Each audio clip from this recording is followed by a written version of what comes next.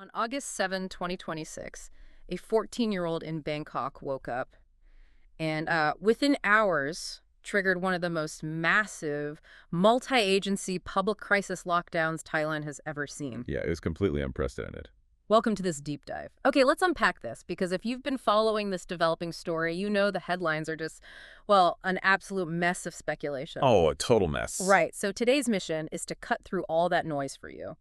We want to strip away the rumors and look strictly at the confirmed forensic timeline, just so you can understand exactly how this unfolded, especially if you're an absolute beginner to this case. And that timeline is, it's the absolute anchor here Hmm. because it actually starts miles away from the school itself. Wait, really? Yeah.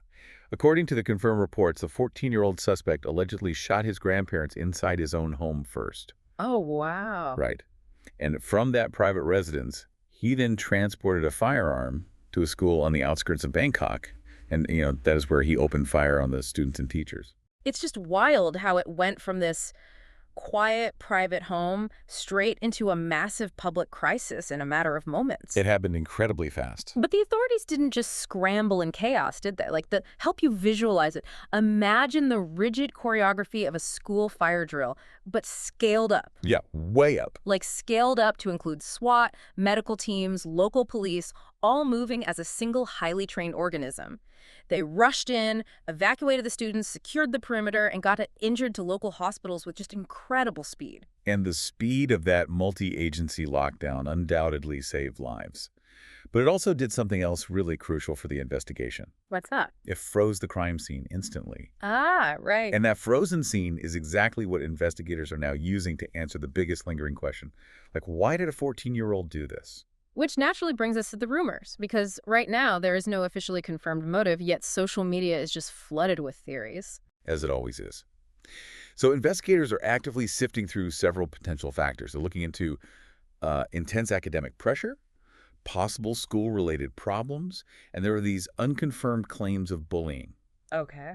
They are also examining the teenagers' reported interest in firearms and shooting games.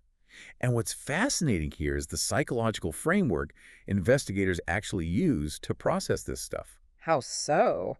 Well, they aren't looking for a single, simple reason. They're looking for a behavioral cascade. Wait, I have to stop you there, because mentioning shooting games feels like a massive leap.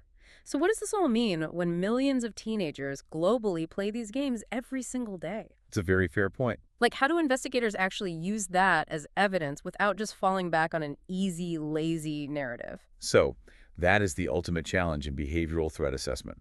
Investigators use a concept called leakage. Leakage. Right. They aren't criminalizing a common hobby. Instead, they're looking for signs that violent intent, like, leaked into real life before the event actually happened. Oh, I see. Yeah. Like, did the interest in games cross a line into an obsession? Were there specific threats made online? Or maybe a sudden drastic shift in the teenager's real-world baseline behavior? Got it. They have to isolate actual psychological triggers from just everyday teenage habits, weighing the evidence without committing to a narrative until the forensic data proves it. Which is a crucial takeaway for you as you follow this story. There is a massive difference between a discussed factor and a confirmed motive. Absolutely. We really have to let the forensic investigation do its job rather than just, jumping to conclusions based on a teenager's hobbies or unverified rumors. Exactly. Once investigators map out that behavioral cascade and cross-reference it with the physical evidence, we will finally have a verified understanding of the why. Right. And as we wait for those answers, there is one detail from the timeline that really just stays with you. Yeah. Given that this 14-year-old allegedly shot his grandparents at home before ever stepping foot on the school grounds, it leaves you wondering. It really does. Like, how did the initial accessibility of that weapon within the household happen in the first place? And how might that single factor ultimately dictate the entire direction of this ongoing investigation? It's a huge question. It is. Keep questioning the headlines, and we'll catch you next time.